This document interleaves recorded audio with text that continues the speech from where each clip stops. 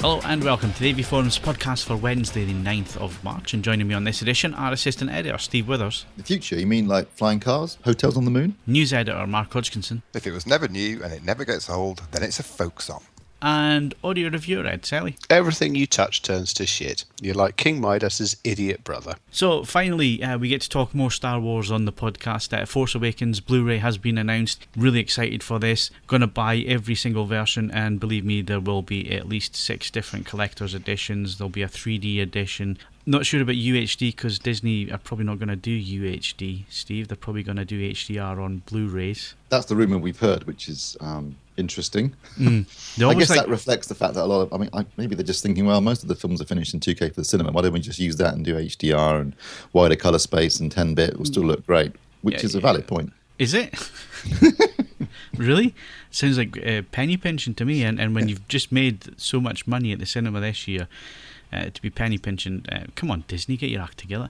It seems strange because Disney have always been really big on preservation and restoration and doing the best quality and really high quality home video releases. It's a strange move from them. I'm really disappointed, for example, that Star Wars: The Force Awakens doesn't have an immersive audio soundtrack. For example, they haven't done any of those yet, and it's annoying in a number of respects, but primarily because Disney own Marvel and Lucasfilm, so two of the biggest franchises going. And we're not getting the full whack in terms of audio, and it looks like we won't be getting that in terms of video either. I think you need to go. You need to go and do a naked protest outside their London offices. Yeah, and also no mention of a 3D release either, which is 3D's dead, Steve. Just get over it. Accept it. Get over it. I wouldn't buy the 3D because it's a conversion. I don't want it, but obviously other people do. I'll just get the all 9. I'm just going to buy the US release because it comes out 2 weeks earlier. Mark, you are obviously a test of the general population. You're going to buy this? Yes. I will buy it. It's probably one of the few Blu-rays I'll buy this year, but I'll definitely buy it. You'll become your de facto test disc for the rest of the year then. Yeah, that's pretty much it. I'm just annoyed that I wasted £15 on Spectre. What a load of... Yeah, I wasted £15 on that as well. I haven't. Hooray, I'm £15 up. Although I did just order a copy of Boss Drum by the Shaman on vinyl last night, so I don't know how much that you are doing. You're drunk bidding again, Ed. No, do you know what? Actually, last night I was stone cold sober, but it still seemed like a good idea. I couldn't believe it's 23 years old. Is that your 1 in 5 where you're sober, is it? It's been slightly better than 1 in 5, thanks, but 1.5. No. Anyway, let's move on. Let's do the podcast and let's look at current competitions. There are none at the time of recording this, and by the time the podcast goes out, hopefully there will be some more competitions. It just so happens that when the competitions run out, this podcast goes up. Yeah. But we do have a winner, Steve. Yeah, from the previous competition, Blazing Saddles on Blu-ray was won by DJ Buko. So congratulations to him or her. Is he a real DJ? Is he? I don't know, maybe his name's David James or something like that. All right, let's move on. Bristol Sound and Vision Show, Ed, it seems like it was months ago now. It does seem a while ago, yes, if I'm honest. I was standing in the foyer of the Marriott a week ago today. I just arrived. So fond memories, eh? Was it snowing then? No. Actually, it wasn't a bad trip down by all accounts. Although again, not necessarily on subject. I had one of the strangest driving experiences I've ever had. Was driving along one of the narrower roads to get to a sort of more of a trunk road to then head down to Bristol, and there was a Vauxhall Astra which had broken down by the side of the road. And there was a bloke standing by the Vauxhall Astra, and he was wearing trainers, socks, Y-fronts, and a t-shirt. That was it. Hang on, was it the guy from Breaking Bad? It wasn't, although that was a thought that crossed my mind. Now, it wasn't the busiest road going, so I stopped. I stressed I didn't get out of the car. I stopped. Don't blame you Your for brakes that. to stop. Mate, are you all right? He goes, yeah, it's fine. I've called for the RAC. And it's like, I don't want to bring this up, but you don't appear to be wearing any trousers. And he goes, yeah, well, normally I turn up to work and I put overalls on for the rest of the day. And it's like, well, I regret that decision later. I do bet he packed a pair of emergency trousers henceforth. But it was like, there's not a lot I can do. It's like, I don't have any clothes to give you, and you seem all right, and you don't necessarily have to be standing outside the car. But yeah, it was just one of those. I assume you need them for later in the day. Well, I had packed a spare pair of trousers because I was overnighting at Bristol. But it's like here, one, he was quite a radically he was radically thinner than I am, so he would have presumably had to wear comedy redneck braces, which I don't think he had anyway. So yeah, there was nothing I could do with that. But yeah, that set the scene for Bristol really. As I sort of noted in the report, lots of sound, not a lot of vision. Now, from my perspective, as Steve wasn't there, so I actually had to sort of pay attention to vision. I'm quite glad that there wasn't very much of it, but that's a purely selfish sense. I think this show felt like an intermediary point. There just is, in the absence of clearly available 4K Blu-ray players in the UK and so on and so forth, no one had sort of taken the step. And I think we will see more next year. And also, I have to say, last year we had a quite a big slice of new stuff being released, especially affordable new items. So as that doesn't happen every single year, again, this was a bit quieter, but there were some interesting bits and bobs that broke cover. I think one of the most interesting ones for me was the new Mission LX series of loudspeakers, because I mean, I don't know about you guys, but when I was younger, so much younger than today, Mission was a big deal in affordable loudspeakers. First pair of hi-fi speakers. Mission. I think at some stage or another, if you've been doing this for a while, you've owned a pair of Missions. You know what? I've never owned a pair of Missions. Well, you can keep stum. But the last couple of years, since the IAG takeover, it hasn't been a vintage period for Mission. Let's be political about this. So the LX series was a bit of a pleasant surprise, really, because they looked like Mission speakers. They sounded like Mission speakers. They were priced like Mission speakers. And there was just a frisson that they were getting back to doing what they're good at doing. They're due out a little bit later on this year. Late spring was the phrase being bandied around. So November.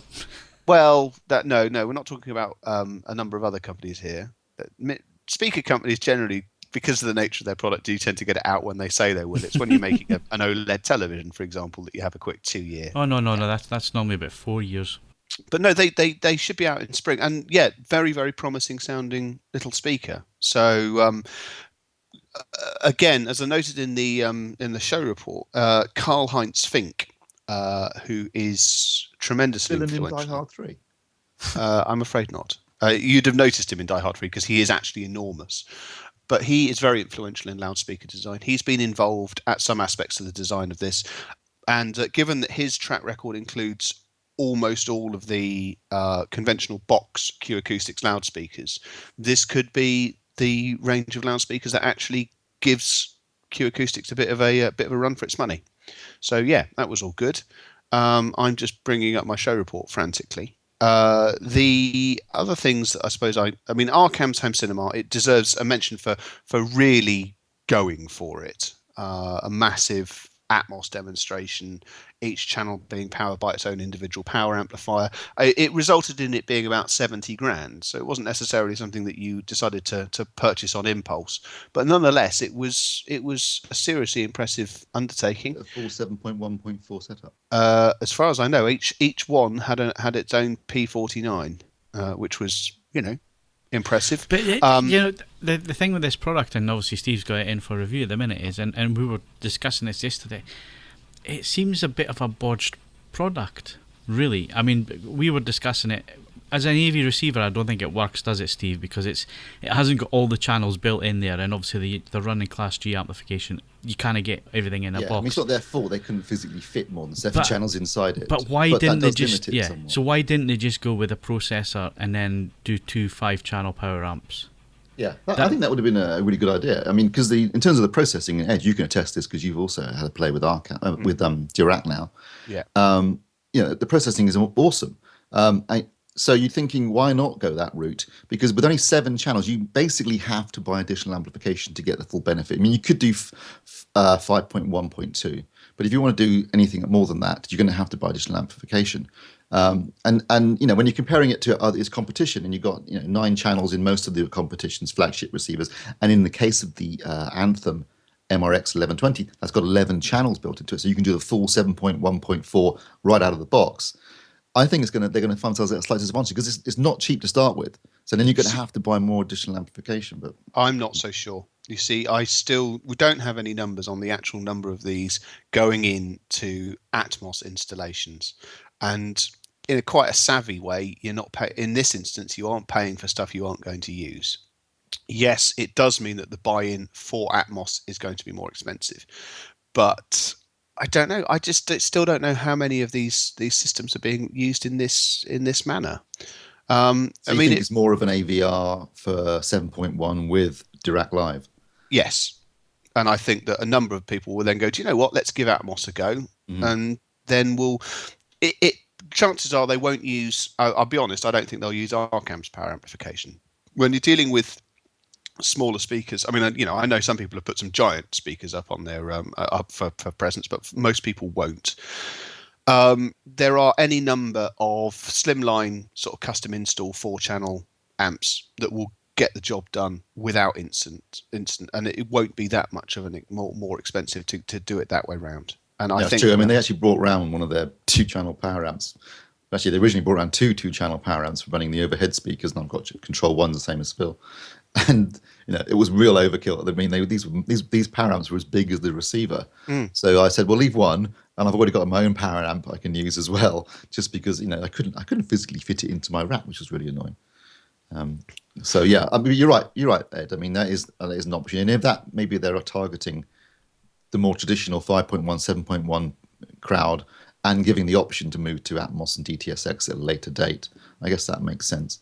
Yeah, I mean, to put it, I guess to segue onto another product that was on display, only static display, unfortunately. PMC have launched 2 new center speakers for the FACT range, including the big one has got the bespoke mid-range soft dome tweeter that PMC have made a bit of a thing of.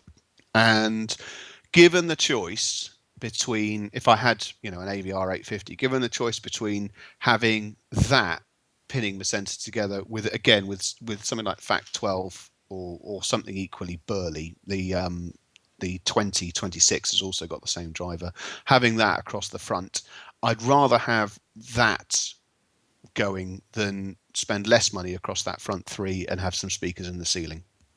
Having now heard of what was a very, very good Atmos demonstration with Arcam, that kind of cemented my thoughts on that. So I think it's hedging their bets. You're absolutely. I do see where Phil's coming from. There's an element of it does feel like a bit. It feels like a bit of a bodge job if you're thinking immediately from the outset of an Atmos installation. But my counter to that is I just don't know how many people are thinking immediately from the outset of an Atmos. I think the big selling point, to be honest, is the Dirac Live, which is yes, quite remarkable in terms of what it can do to EQ for your room, basically. I mean, we can talk about that in more detail at a later date, but I think that is your review done now. No, not yet. Don't be silly. He's still doing stuff that got delivered before Christmas. Well, okay, whatever. Essentially, in that case, mine is unusually. I actually finished February reviews in February. Just so yes, the operative word. It was good. It was good for you that it was a leap year this year. It was. I was very, very grateful for that extra day. I'm not going to lie. But yeah, well, that's good. It means that if nothing else, we can have our reviews go up in a sort of organised fashion. Yeah, I've been impressed with Dirac. It has done things in the context of stereo which I didn't necessarily anticipate. So yeah, that was quite something. Ed, at the Arcam demo, I believe they were using the Epson laser projector. Did you have any views on that? Since you probably would have seen it before. Well, it looked pretty good by all accounts. I have to say, I only caught the tail end of a demonstration because I needed to get in, take what transpired to be a blurry and confused photograph and leave. And as you might imagine, taking flash photography during a projector demonstration doesn't render you the most popular guy in the room. So I didn't see that much of it, but it did. I mean, I didn't immediately think, oh, blimey, that's clearly got a laser involved in it, but it was nice and bright. It had that, if you like, there was a sense of the slight sort of cinematic sort of graininess to it, which I I associate with how things look right to me, even if that possibly isn't technically correct. I was quite taken with it, and I stuck my head around the door of Epson's own room on the Saturday morning, and they were showing some sort of clip work of the Mercedes Formula One car, and it looked bloody marvellous, especially considering that they were the first to admit they had a bit of light leakage from both the door and the hastily improved curtain around the window. So yeah, it looked pretty impressive by all accounts. Also tucked away on the 10th floor, and because one of the lifts was out of action, I had to walk to the 10th floor, so that wasn't great. But I didn't know there was a 10th floor. There is a 10th floor. Monitor Audio had brought along their new flagship, which is the biggest member of the Platinum series, the PL500-2. And it's a big lad. It's about 6 feet tall, and in the room, it was a bit too large for the room, and it was running on the end of a Chord Electronics DAC and power amplifier, which I have to say wouldn't necessarily have been my first choice of partnering equipment, and the music choices were a bit safe. Despite all of these things, it's a very special loudspeaker. I was sitting there listening to it, and I thought, well, it's a bold move to try and get into the sort of 20-25k price point, but this is a good product. And then at the end they said it's 15. Now I don't want to be ridiculous here. £15,000 is still an enormous sum of money, but it's a hell of a loudspeaker for that price, and it augurs well for the rest of the range, which includes multi-channel options. So yeah, that was quite something, and I will try and find a sane way of having a look at some of the more man-portable Platinum speakers in due course. But yeah, that came as a bit of a surprise.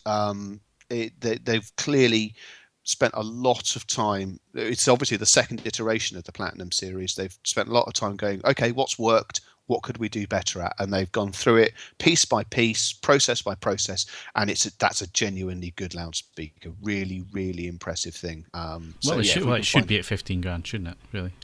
Yes, but as I say, I've spent a bit of time listening to these things. As I say, I automatically had assumed its price was north of 20. So make of that what you will. I mean, obviously, more about you than anything else. It probably does. I was about to say that. Yeah, there you go. Okay, so pushing things along slightly in terms of footfall. Fridays is always very hard to get a judge on, because let's face it, if you've got a job, you shouldn't be there on Friday. I felt, just as a gut feeling, it was slightly down on last year. Not significantly, but it did feel a little bit quieter.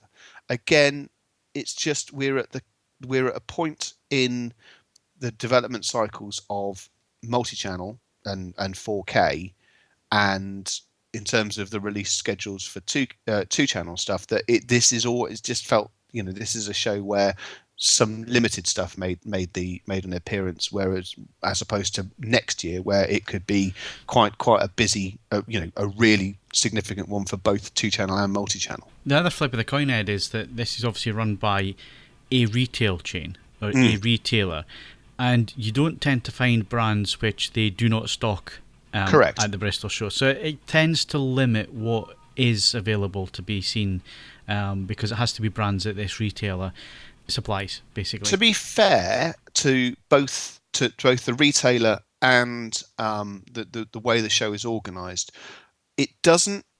There are certain brands which will not turn up. The one I'm thinking of is my former employer, Cambridge Audio. That's just not going to fly, because there are no circumstances under which that's going to make sense for either operation. However, there were brands there. I'm thinking of Audio Note, the valve manufacturer. There's a new distributor called Air Audio. They were exhibiting, and I think if you had suddenly got it into your head that you desperately wanted one of their products, it might have been possible to sort of convolutedly organise it through the retailer in question. But it was more an understanding that the dealers that they go through, it's an interest to the clientele visiting the show that they're there, even if the retailer doesn't immediately make something out of it. But, so they are more flexible about this than I think they perhaps were 5 or 10 years ago. Yeah, but the thing is, you're not going to find a Samsung and an LG and so on there. No, because although I don't know. I mean, there's nothing to stop that. I'm assuming that LG wouldn't limit the sale of such an item through. But no, I mean, yes, one of the reasons the show has survived in part is that you could turn up on the day and there would be a big stack of boxes in 1 or 2 rooms, which are a show special, and you could on occasions get yourself some blinding deals. And I think a number of people still turn up with that in mind, and that in turn does limit its feasibility for showing off certain new products. But the counter to that is that in terms of other UK opportunities to show off new products, there aren't that many. I mean, you've got Gadget Show. There aren't any. That's about it. Yeah, there's a Gadget Show, and like you say, I mean, that's not really a tech show in terms of the audience that you would get at Bristol and shows like that, which it's a shame. I mean, it's good for Bristol. It's heading into its 30th year next year. Yeah. But it is limited in terms of what you're going to see, and if you're an AV fan, that's generally why it is limited. It's because that the dealer that runs it is more 2-channel and more hi-fi based than they are visually, and that shows in the brands that's there. But what you were saying about going there and getting a show bargain and buying stuff, I mean, I remember the day where not that long ago Pioneer would do a year's worth of plasma business in a weekend, and be the ones walking away from the show with having sold tens of thousands of pounds worth of 9th generation Kuro screens, and the next year there was none. Yeah, which is a bit of a downer, but yeah, they did a whole year's business in like a weekend, which for some manufacturers that's a big draw to a show like that. I mean, this is as much a reflection of the fact, unfortunately, that AV has in some ways injured itself in terms of its viability to be a sort of high-end dealer option. That's just unfortunate, but that is the people have gone back to 2-channel because better residuals, longer product lives, so on and so forth. All these things matter in terms of stocking it in a sort of normal retail environment. Yeah, so I mean the retail landscape's changed so much as well with online and so on. I mean, I like I've said a few times on the podcast, I used to have at least 5 dealers round about where I am now, all independent, all specialist, and they've all gone now, because everybody's swapping to online shopping and so on. So it really is only the really specialists, and I'm trying to think. There's only one real specialist left where I am up this end of the country. I don't know about you other guys, but and they've been around a long time because they've stuck to their core. They haven't gone chasing sales and haven't gone chasing fads and that kind of thing, and they've stayed. No, if you were an independent and you decided to go big into AV, it probably wasn't going to work out terribly well for you. Unless you're doing the custom side where you're doing the installations and so on. No, let's face it, the radius that those stores require, easy 150-mile job. You just aren't going to be that many of them. Yeah. But I mean, around me, actually, I've got a surprising number of dealers, but they are, their main focus is 2-channel, and they actually scrupulously and carefully assemble product portfolios that makes them a unique proposition for a long way in any direction. AV doesn't fit happily into this sort of speciality work. Yeah, and you just have to look at the big manufacturers bringing back brands. I'm thinking the likes of, have you heard that rain and hail outside? Unbelievable. Blimey. You just have to look at the even the big manufacturers, and I'm thinking like Panasonic bringing back Technics. Yeah. They obviously see that there's still a market there. There's still a way to make margin basically on your products. So yeah, it's interesting to see how that goes. So that's the 29th Bristol Sound and Vision show over and done with. 30th next year. So it'll be interesting to see if they do anything on a large scale to celebrate their 30th birthday. It'll be interesting to see what happens next year. Just very quickly, whilst I remember, because it will also segue onto where you guys were last week. The Technics 1210 was there. It isn't in the show report. Someone did actually message me about it late last night. Don't get me wrong. It is beautifully built. It is a step up in terms of the final finish and things like that over the older versions. But no, I don't feel the desperate urge to buy one.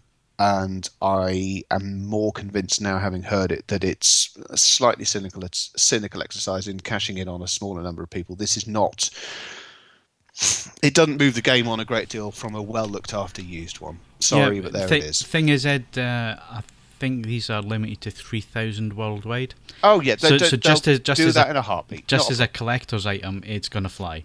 You know. Yeah, but as a viable choice at that price point, with that arm, no, sorry. Yeah, well, I mean, I'm still looking for a Mark II.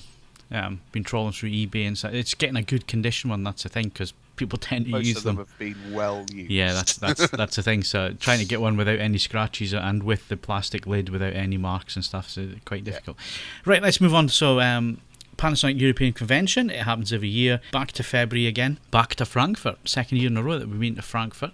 Well, we'd seen a sneak peek ahead of the show of what was coming, so we had a fair idea of what to expect, but there were still some surprises there. I guess the biggest surprise was the DX802. If you think of previous 800 series TVs from Panasonic, they more or less look like a slightly stripped down version of the flagship TV. This time around, they've really gone for it in terms of design, in terms of just the looks as well as pictures. So you still got THX on there, you still got HDR, you still got a really decent VA panel. It's still going to kick out round about, I think it was 800 nits on this one. It's 1,000 nits for the 900, and then it drops down after that. So decent brightness there for HDR material. But the stand design, and this is where, when you move into design, you hit the personal preference side of things, and you hit the people who have taste and people who don't have taste. maybe that's we're middle-aged fuddy-duddies, aren't we? What do we do? It'll look nice in John Lewis. Well, I mean, what it reminded me of was a Samsung TV from about 3 or 4 years ago, the big 75-inch easel design. But the more I looked at it, and the more I spent time with it, and the more I photographed it, it is a really nice looking TV. And what sells it for me is that they've taken the speakers out of the TV and put them into a sound bar, and it's a well-designed sound bar. And we have heard it. We didn't hear it at the convention. We have heard it previously, and it puts out a stonking sound for a little thin TV. So in terms of the design and the soundbar design that goes with it, I know there's been comments on the forums of people saying, "Oh, it looks ugly" and all that. But actually see it in person and spend a little bit of time with it, I think it's a really nice looking TV. Yeah, it is attractive. It's not my cup of tea, but I don't think it's aimed at me. I think if you've got like a really trendy, cool apartment or home, and that would look really nice in it. And that's obviously what's aimed at. I mean, it was designed in conjunction with an Italian designer. Was it Casina? Yeah. Who I'm not familiar with, but then again, I'm not big into interior design. But all you have to look at is the likes of B&O and companies like that, Lurver, who make the designer TVs. That's the market that Panasonic are going for. And I think the designer they've got in, I think it's a beautiful looking TV when you're going to put it in an environment like that, where it's white walls and where it's a design space. Is going to look the part. And the thing is, it's going to have the performance and the sound to go with it. That's true. Was there any word on price on that one? Because I can't see one. Yes, there is. Hang on a second. Maybe I'm looking in the wrong place. I did read it. The 50-inch DX802 is £1,599. Okay. And the 58-inch is £1,799. It's not too bad. This was the other thing that we noted, obviously, as Craig was taking us down the product line and showing us all the models and stuff.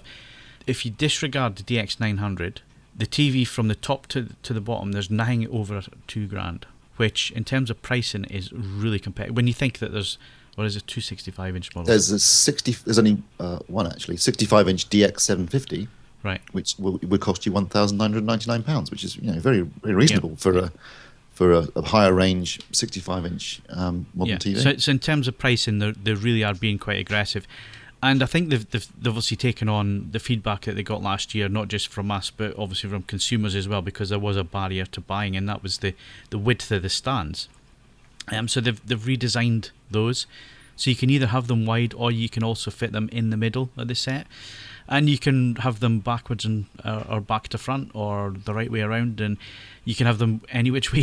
So they've really given you about 4 different ways to have the stands. Well, certainly on the 700 series. The 600, I think there's just the middle or the outside, but certainly with the 700 series, there's 4 different things that you could do with the stands, and there's 2 different designs as well, wasn't there? There's the straight design and the curved design as well. So they've really thought about that, and kudos to them for taking that feedback on and and changing the models to suit that. The other thing was that the 680, which was a stonking TV last year, the CX 680, the DX 700 series now replaces that in the market. It adds more to it, but it's going to stay at the same price point, and that price point was very competitive last year. 58-inch DX 700, £1,199. Yes. That'll sell well. That's going to sell, isn't it? Yeah, I think so. Yeah, and the thing is, the technology's on board. It's starting to mature now, so we're like Generation 3 in terms of UHD, Generation 1 at that price point for HDR, but you got to remember that Panasonic are on to Generation 2 higher up the line, so that's going to feed down.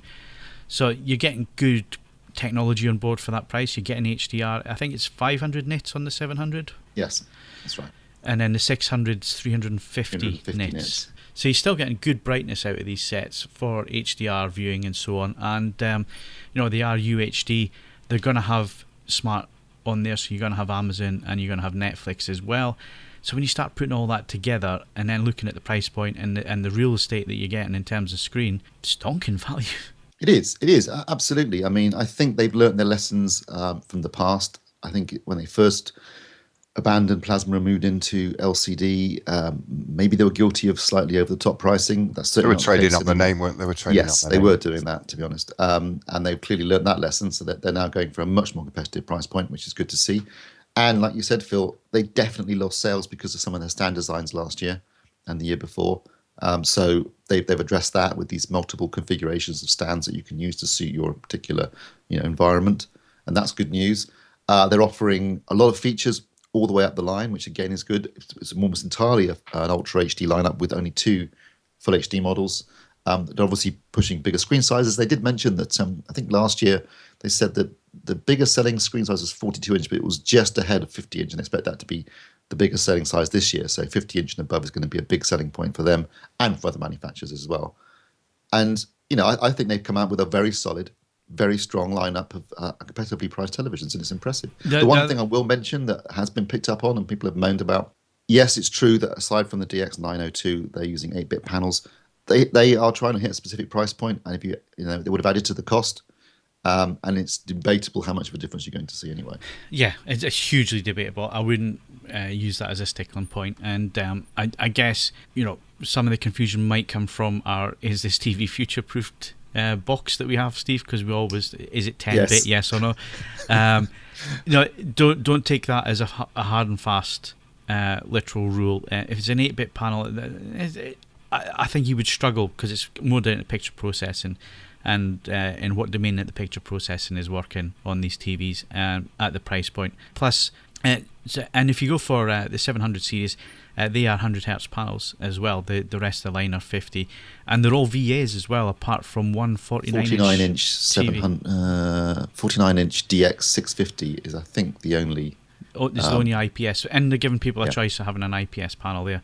It doesn't have intelligent dimming on it, so what you're going to get is a reduced contrast performance, but a wider viewing angle with the IPS panel at that size. And the other thing was, last year I think they experimented with the low end. I think it was CX 300 and 400. They were Vestel products. They are not doing that again this year. That did not work out for them. So the bottom end, everything from the bottom end to the top end, it's all Panasonic. Yeah, absolutely. Sorry, it's the DX 600 49-inch that will be IPS. Everything else is VA. There's also going to be a DX 650 that will be a retailer exclusive in 2 screen sizes. And they're sticking with 3D throughout the range? No, 3D from 750, the 802 and the 902. So they're still offering 3D in the higher end of their ranges. And what they said was, it's active shutters, so there's no additional real cost to including 3D. We're not going to include the glasses, you buy those separately, but it's there as an option, and they're still going to support it. So that's good news for 3D fans, for those of you that are left. Yep. So it's a really strong lineup. They're obviously sourcing the panels, but everything else, it's all built by Panasonic. They're really going for, I think the sweet spot really is the 700. So I think definitely, even before we get the review samples in, I think if you're looking for a TV at the minute round about that price point, go and have a look at the 700 series, because that seems to be the real sweet spot in their range. And if it's anything like this, the 680 that we looked at last, I mean, I didn't want to give the 680 back. I thought it was a cracking little TV for a workhorse TV, not for critical viewing with the lights off and so on, but just as a living room workhorse, using it for watching general stuff that you would watch, like a lot of car stuff that I'm watching at the minute. I'm really sad that Fast and Loud is finished, Ed. Yes, it's a bit of a shame, although Misfit Garage kicks off imminently. Yeah, I'm not really into Misfit Garage, although Overhauling's better this time around. They've got rid of the silly setups and all the rest of it and concentrating on the American muscle cars, which I know you like, Ed. Well, it's all quite... Yeah, I mean, I don't know, actually, at the moment, I'm not too bothered for it. I've got quite a lot of television on. Air Crash Investigation still. Oh, that's still on, yeah. Nicely. Yeah, it's been really good this season. I wasn't so blown away by this UN one thing, trying to sort of drum up the conspiracy bit, whereas it's just knackered pilots flew into the side of a hill. Anyway, getting back to the Panasonic TV. So yeah, the 680 was a sweet spot last year. I think the 700 is going to be that TV this year around. So yeah, it's a really strong lineup, and of course we've already seen the DX 902, stonking TV, absolutely stonking TV. It's not perfect. It's aimed at a certain area of the market, which is your enthusiast who's going to watch a lot of film stuff on there. Sports stuff still looks good, but there is slight banding when it comes to football, and that is just down to basically how football is shot and shown, and the technology that's being used. They're not really that compatible, and that's the case with any LED LCD TV that has a backlight like that, Steve.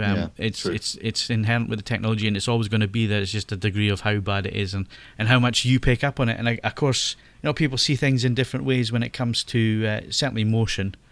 It's one of the hardest bits to get right. I mean, you just have to think back to the plasma reviews, and there's certain things that we didn't see that other people pick up straight away, and that's just because how their eyes work. I was interested, actually, going back to the 50 hertz panel mention. Is that a 50 hertz native panel inside these? Because most are obviously, it is. That's interesting. Because last year, up till 650, I think it is, and 700 and above is 100 hertz. So I think last year some of them were using 60 hertz panels internally working at, because I could see problems without AFC on some of the TVs watching things like sport. I could see a slight stutter to it.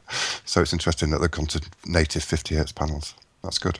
Yeah. What that basically reflects, I think, is that they really are making these TVs for the European market now. It's not a global thing or a thing where it's the US and Japan anymore. It's much more. We're a big market for them, other than Japan. Very big market. We happen to be sitting with Jake Hiriso, who was the managing director for Europe, Masahiro Shinada, who is the TV business division head, and they both said. And it surprised me and Steve, because we were sitting at dinner with them and having a good laugh and a joke. But when we got on to the subject of TVs, we were really surprised that the UK is such a big market for them, and an influential market when it comes to the enthusiast side and performance. They have to hit certain performance levels to keep the consumer happy in this country. Yeah, I was quite surprised with that. I mean, you mentioned earlier, Phil, about them responding to feedback, and we mentioned things like changing the stands, more competitive price points. One of the other big changes, of course, initially they had IPS panels on most of their range initially. They changed that to almost entirely VA panels because of feedback, and that was specifically for the UK market. And the other great thing is with the DX902, when I did the initial review, and that was one of the first units off the production line, it was a bit high on the input lag, 68 milliseconds. They immediately addressed that when we got to the convention. I took my lag tester along with me. They had a 65 and a 58-inch model for me to test, and they had got it down. So it's 35 milliseconds for 58 inches and 38 milliseconds for 65-inch, which again is excellent on their part. They're responding to feedback in a positive way and trying to make the best TVs possible. And I think that just made what was already a great TV, in my opinion, even better. Yeah, and of course you got to look at the marketplace, and if they want to keep the TV division going, they have to make product that people want to buy. And if there are issues like that, then they have to look. If it's an inherent issue with the technology, there's not a lot that it can do, really. So when you're talking about banding and stuff like that, that is an inherent issue with the technology. There's not a hell of a lot that you can do. Viewing angles as well. Viewing angles as well. But it's interesting to see that the UK market is such a strong market for a company like Panasonic. And the thing is that the rest of Europe, some of their 700 models are IPS panels, but that just wouldn't wash in the UK. So that's why there are differences. That's why there was a mistake on the UK website, which had, I think, all the 700s as IPS. No, that's Europe, not the UK. The UK is VA. absolutely 100% VA. So that shows you the difference, even between Germany and the UK. The consumer wants different things. So it's interesting, yeah, and it was a really good show. And I guess we haven't really mentioned it up till now, but the UB900 was there. Proper working models now, because obviously we're really close to launch date. It's going to be second week in April, third week in April. 599, which is a little on the steep side if you look at it initially, but actually you're getting a hell of a lot of tech in the box for that, especially the analog audio side as well, which good quality DACs and that kind of thing in there. So they're obviously going for the higher end, whereas Samsung, well, we thought Samsung we were coming at about 350, but it looks like it's going to be closer to 400, if not 450, when it finally comes to market. So they are a little bit toppy, but I gotta say, fantastically built unit, looks really nice, well put together, and image quality as well. They had two screens up side by side, so they had an SDR screen, which was last year's, or the year before. It was a 902. When was that? Was that last year or was it the year before? I think the AX 902. The AX 902, that was 2 years ago. That was the year before, yeah. So they had the 902 set up showing SDR material from a Blu-ray player. So there was nothing going on there to fudge it in any way. It was set up properly. It was using the professional one mode, which is quite accurate out of the box. It's an IPS panel. The one next to it was the DX 902 showing HDR content. Now, there are going to be differences in brightness because that's the way the HDR works and so on. But really interesting to see. It was Mad Max. The quality was fantastic. I really can't wait to get this stuff home and actually start using it in the home and start playing around with it and playing around with different settings and the stuff that us enthusiasts and reviewers do. When we get new kit is, other than taking it to bits, we push it, and it'll be interesting to see how well that stands up.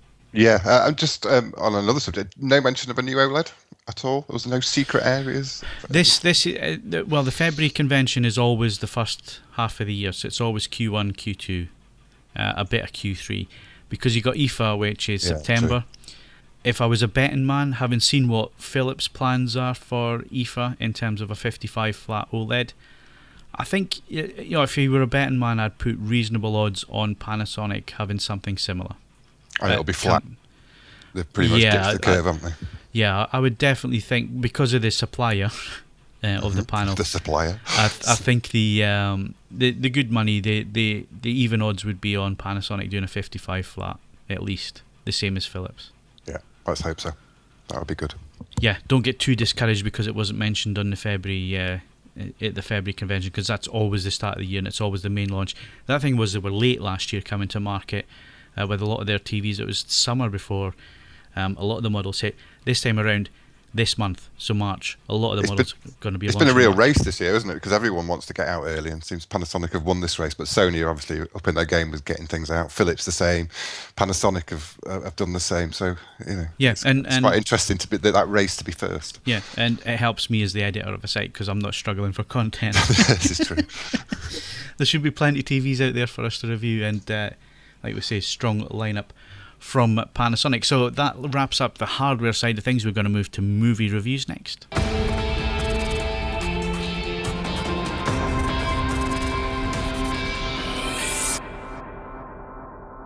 Okay, Steve, what's at the cinema?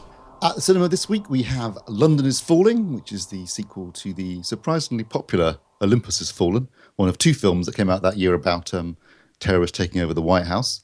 This was the London Olympus Has Fallen was a more hard-edged, more violent version, the R-rated version, and it did very well. So clearly a sequel came along. Not the most original title, I've got to say, London Has Fallen, but basically the premise is exactly the same. There's a big meeting of heads of state in London, a bunch of terrorists turn up, blow up most of London, kill a bunch of leaders, and then the American president's on the run with Gerald Butler's character, his Secret Service agent, helping him out, protecting him, and killing loads and loads of terrorists. What they should have done is call it London Bridge Is Falling Down. That's what I thought. Yeah, I mean, Kaz has already reviewed it. I mean, he likes action films, and even he was disappointed, and he was a fan of the original. He said it's just too generic, and the terrorists, the villains, basically, you kind of sympathise more with them than you do with the people that they're killing. Yeah, I think what he was complaining about was the whole setup to it. Whereas Olympus Has Fallen, you kind of just got thrown into it. Yeah. straight away. You didn't really know why things were happening, and kind of like the characters, you were thrown right into it and had to try and work out what was going on. And it was okay from that point of view. As an actioner, it was quite good. It was nice to see them make a hard R-rated action film, because that's quite rare these days. They seem to be. But every shot was a headshot. Boy, he was a good shot, wasn't he? He was more headshots than there are in The Walking Dead. Yeah. I mean, okay, standing on a firing range making headshots is nice and easy, but when you got targets that are constantly moving, to pick them off with a headshot and everywhere, it's impossible. You can't. It doesn't matter how good you are with a gun, you just cannot do that. So that kind of fell down a little bit. The other one, Hail Caesar. Yeah, Hail Caesar. There's a new film from the Coen brothers, which is about a studio fixer, based upon a real guy actually, whose job basically was to fix problems at the studio, either hushing up scandals or possibly getting rid of dead bodies, all this kind of stuff. Basically, making sure the stars stay in line, that the starlets are behaving themselves, this kind of stuff. And that's his job. And it's a comedy about him trying to. Basically, they're making a film called Hail Caesar, a big biblical epic, and he's trying to keep the lead star, which is played by George Clooney, in line. Plus, also dealing with all the younger starlets, and I'm actually going to see it the weekend, and it looks really, really good fun. I think when the Coen brothers are being genuinely funny rather than being arch and knowing, they're really good. Some of their more recent films I've struggled with, because I just think that, are they laughing at me or with me here? Whereas this is it's just going to be good out and out riot of a laugh. So generally, Steve, as a rule of thumb, everyone's laughing at you, mate. just eliminate the uncertainty. Go with that. But it's got a great cast and looks like it'll be great fun. So I think, of my recommendation of the two, Hail Caesar. Okay, and films opening this Friday, the 11th? This Friday we've got quite a lot opening, actually. We've got Allegiant, which is the third part of the Divergent, or as Laura likes to call it, Detergent series. Does anyone still care? No, I don't know. Who's watching this? Sorry, I'm unnecessarily animated. Teenage girls. But... yeah, first of all, they've done the usual thing, taken the last book, which is called Allegiant, and they turned it into two films. So the first film's called Allegiant, and I can't even remember what the second one's going to be called. But yeah, they're milking it for all they can. That's coming out. There's also Kung Fu Panda 3. So I guess if you've seen Kung Fu Panda or Kung Fu Panda 2, you'll know what to expect there. There's Anomalisa, which is a stop-motion animated film by Charlie Kaufman, the guy that wrote Being John Malkovich, which... I think looks really interesting, although knowing Kaufman, it'll be quite strange. And there's also The Witch, which is a low-budget horror film set in... all right, so these are two different films. I'm looking at the running order thinking it was Anomalisa and The Witch. No. Anomalisa is one film, and The Witch is another film, obviously about a witch, set in the British colonies in America in the early days when they first colonized the US mainland, and... apparently very scary. I've seen the trailer, it's quite good, looks very interesting. So of those, I would personally pick probably The Witch. I'm curious about Anomalisa, but I might just pick that one disc. Kung Fu Panda 3, I'm not so bothered about. I'm going to make Laura go and see Allegiant. Make her review it, because there's 4 films and I've only got 3 reviewers. I'm sure Kirsty will go and see something over the weekend, so you can look forward to a one-word summary of something next week. With savaging. Okay, and Blu-rays, what can we buy? We can buy The Last Witch Hunter. Do we use the word can? Do we want to buy it? Well, I'm not going to buy it on Blu-ray, because I'm going to buy the Ultra HD Blu-ray when that comes out. It's already come out actually in the States. But, why? Yes. Okay. Vin Diesel as a name might suggest, a witch hunter. It looks like it might be quite a good laugh actually. At least it's it'll probably be an interesting looking disc, and it's I'm going to get that on Ultra. So really, what we're saying now is, because it's a new format, you're going to buy utter shit. Yeah, usual thing. End up with piles of stuff that I can't stand, that I've only bought because it's in that format. Thing is, you've been there too. Come on. Yeah, I know. But the thing is, are you going to go and buy? What was the film that you've bought in every format so far? Terminator 2, you're going to buy Terminator 2 on it? Oh, obviously, yeah, it's a given. Yeah, absolutely. Yeah. And what was the one that you've bought in every format and never watched? I did watch it eventually, but it was Wyatt Earp that it was on the 4th format, I think, before I finally got around to seeing it. And then it didn't work. The Last Witch Hunter, it looks like it might be quite a good laugh, actually. I'm not, even though I love the Fast and Furious movies, I'm not personally a big fan of Vin Diesel. I find him to be slightly uncharismatic, but... I don't know. He's an uncharismatic actor. Have you ever seen him talking about Dungeons and Dragons, of which he is a tremendous fan?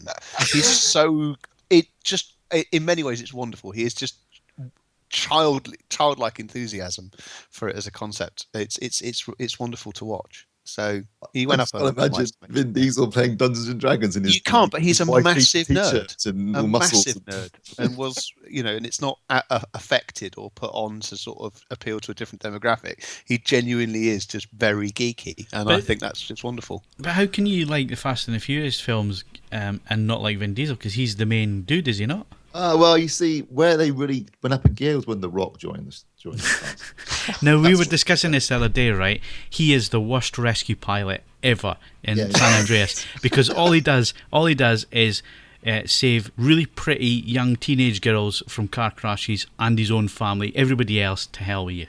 How selfish is that? It is a strangely enjoyable movie, isn't it? It is.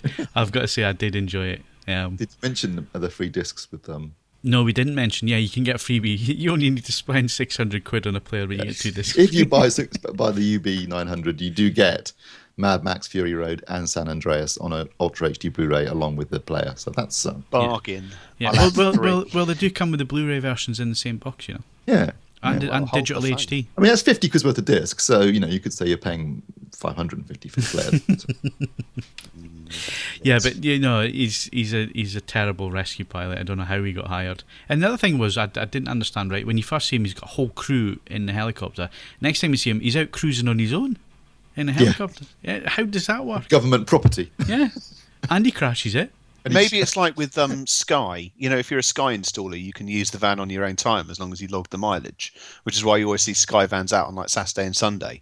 I don't know. Maybe rescue helicopter pilots get the same base thing, just to note the miles down in a logbook. Yeah, but they only save pay it out of his taxes. Yeah, but they only say family members are pretty young things. Yeah. Well, no one's perfect. California disappears into the sea. It's got a good soundtrack, though, isn't it? Got a hell of a lot of bass in that. Yeah, I mean, it's a CGI fest, and they obviously didn't have a lot of time to finish a lot of the CGI. I mean, that boat on the water just looks so fake. Some of the effects look good, some of them are a bit ropey. Yeah. And the whole, we need to get over the tsunami before it comes in. But that's ridiculous. But I will say that the scene where his daughter's trapped in a limo and the car park, the underground car park, is collapsing and crushing the car. That's a fantastic Atmos demo sequence. Yeah. All these noises all above you and around you, and it puts you right inside that car. So if you're looking for an Atmos demo scene, I'd highly recommend that. The only disappointment was the stupid English boyfriend or wannabe boyfriend. Oh yeah, I mind you, his daughter was smoking hot. Hey, we should look on the bright side that we weren't the villain for once. Admittedly, it's hard to be the villain in a film about a geographical fault line, but nonetheless, I think that represents a graduation for British society, that we were merely inept rather than actively evil. And if now that Spectre's out and if people have got the Blu-ray and are disappointed, and this was Steve's advice and I did it yesterday, watch the honest trailer by Screen Junkies on YouTube. They absolutely nail it. They nail it, don't they? Yeah. Totally. And if you haven't bought Spec, go and watch that, because there's no need to then watch the film, because they absolutely nail it. They do. It's such a disappointment. Skyfall wasn't. Got around to buying it yet. Skyfall wasn't a great film. I'll send it. No, it's one of your 2 demo discs, isn't it? I don't need discs anymore. He's ripped it to his hard drive. Where we're going, we don't need discs. I mean, Skyfall wasn't really that strong a film, but it was beautifully shot. It was proper gritty Bond, and it had its flaws and all the rest of it, but it was a Bond film. And you look at Spectre and you think, apart from the opening, which is absolutely, apart from the colour grading, which was too obvious, do it that way, it was just over the top obvious. But the soundtrack's fantastic. That bass drum is unbelievably good. And it's a real cliffhanger of an opener. And then, like it says on Screen Junkies, it just stops. Nothing else happens. I mean, that car chase. Sorry if it's spoiling this for you people, but worst car chase ever. I'm going to be comic book guy. Worst car chase ever. It is. To waste that Aston Martin as well on 5 minutes of screen time, where there's no jeopardy, there's no sense of urgency at all, is there? Especially coming off the back of the bike car chase in Mission Impossible, which is really, really good. Oh, with the M4, the BMW M4. Yeah, Motorbike. Unbelievable. That's fantastic, really exciting. I cried when they ruined that car.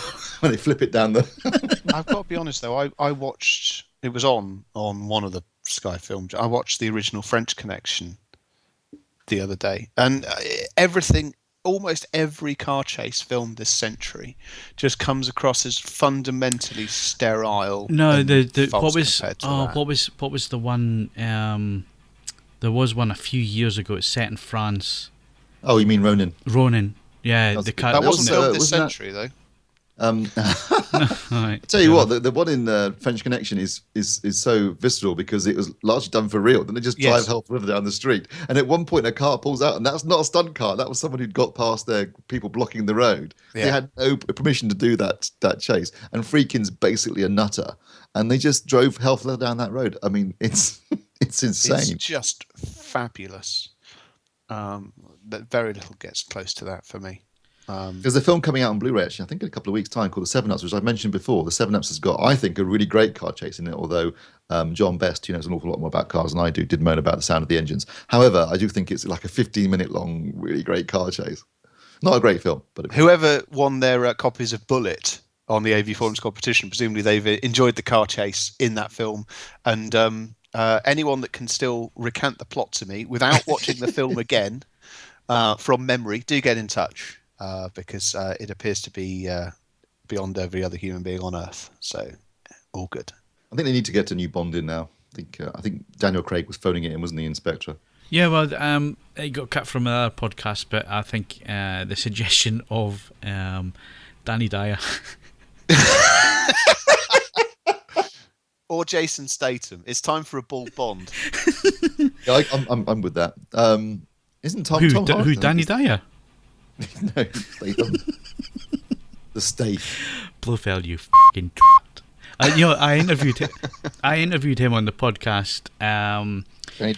Danny Dyer. It was probably about 6 years ago now, maybe even longer than that. It was the one where he was in with Gillian Anderson, the film that he was in, the thriller. I can't remember the name of it now, but there's a scene where he obviously has to pleasure himself. And I'm interviewing him, and he's talking about this scene, and I think the bleep machine was about to break. Who did you say? Statham. He's a bit played, though, is he not? He's done... I don't know, maybe you could actually just reinvent the whole... that you could have just lots of Cockney double O's. Send them out as a team, like the Expendables. Well, you see, all you have to think about is Kingsman. Yeah, that's what I was just thinking. You know what I mean? That was done really well. I mean, I was surprised at how much I actually really enjoyed that film. Well, is that our way of saying, actually, it's time for a camp Roger Moore villain in a space station style Bond? But you see, they tried to do that. They tried to do that in Spectre. And the thing was, it just didn't work. There was no menace about him whatsoever. It was played so... it was so underplayed. And then the whole thing about... Sorry, this is serious spoilers, so if you don't want to know the end of the film, skip forward a minute or so. But, he hired some pretty useless pilots who could only fly down the Thames. They couldn't take the helicopter any higher and fly over the buildings or anything. So they flew down the Thames, giving them every opportunity. Another thing was, everything was signposted at the end. Literally signposted. No. Well, there you go.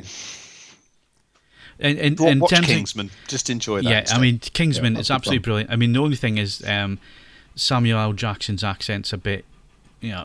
And like they said in the honest trailer, do you think the director was just too scared to tell him it was a crap idea?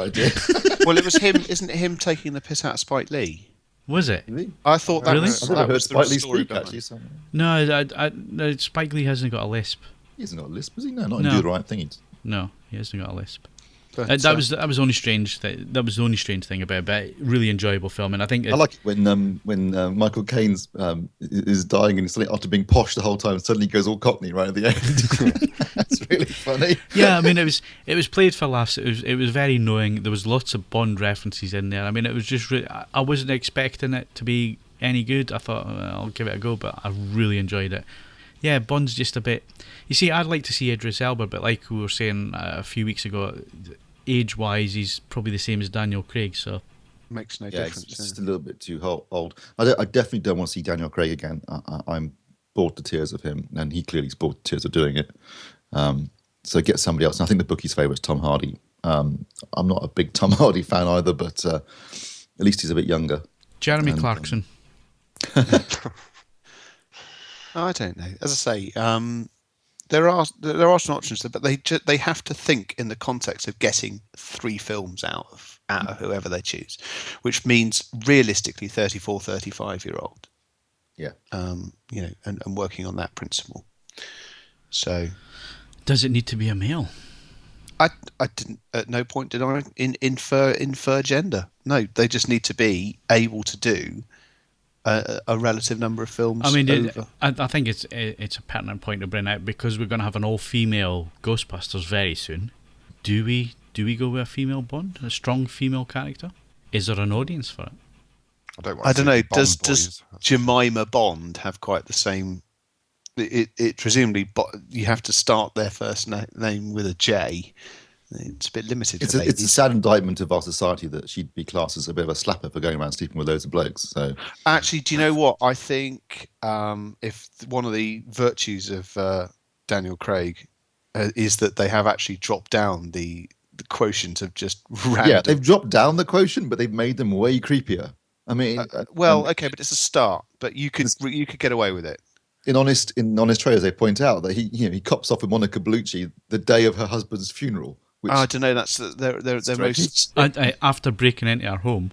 After breaking into her home, in Skyfall, he turns up in a girl's shower uninvited, and then she gets shot just afterwards for copping off with Bond. I don't know. I've always either just play it for laughs or don't do it at all. Look at the Timothy Dalton films if you want to see how to play Bond seriously. I think they did a better job back in the late 80s doing that than they have done recently with Daniel Craig. Although, having said all that, Casino Royale is fantastic. Yeah, see, this was the other problem with Spectre, is that for the last few films, it has been hard-edged, gritty, realistic, vulnerability to him. He could not make the mission, end of the mission, and so on. And then they completely turn that on its head for Spectre, where you're back to Roger Moore playing it for laughs, but it really was not that funny. And like you say, a bit creepy in some places as well. Well, there you go. Sure. If you are making the next James Bond film and you were listening to this, so if you're Barbara Broccoli, we're available for consultancy work for a very reasonable fee. No, Ed, I could see you in the Q role. Pay attention, 007. Yeah, I know. I don't know. Except I only understand certain gadgets. Only if Bond needs a Walkman. Otherwise, trying to explain it's like, yeah, just pull that. Have you seen Mission Impossible: Rogue Nation? I haven't. No. Because at the beginning, they do the thing where they give you the mission and it's sort of self-destruct in 5 seconds. Well, it's a Technics turntable when he has to scan his hand and then the record plays and it projects a hologram up. Splendid. I didn't see the one at Bristol doing any of that. I was going to say that you'd understand why it was $4,000 if it did. Yeah, that. Do you know what? Although we all know that the first releases in hollow vinyl would be Dark Side of the Moon and Brothers in Arms again. Oh. And on that bombshell, that's all we got time for this week on the AVForums podcast. My thanks to Steve Withers. Where's his scrotum? Mark Hodgkinson. This show's bullshit. Formix and Grandma Moses. And Ed Selley. Yes, and also because you're an arsehole. Going out on a lovely note. Every one of you chose one with swear. Don't forget, you can follow us on Twitter and Facebook, bookmark AVForums, so latest reviews, news and video, and of course leave us 5 stars on iTunes and we'll read your name out in the podcast towards the end of the month. I'm Phil Hinton. Sorry. You are. You are Phil Hinton, don't worry. So's my wife. Sounded uncertain. I just had to double check that point. Did you stick a question mark in there with us? I just suddenly ran out of breath when I said that. So. Anyway, I'm Phil, and thanks very much for listening, and we'll see you again next Wednesday.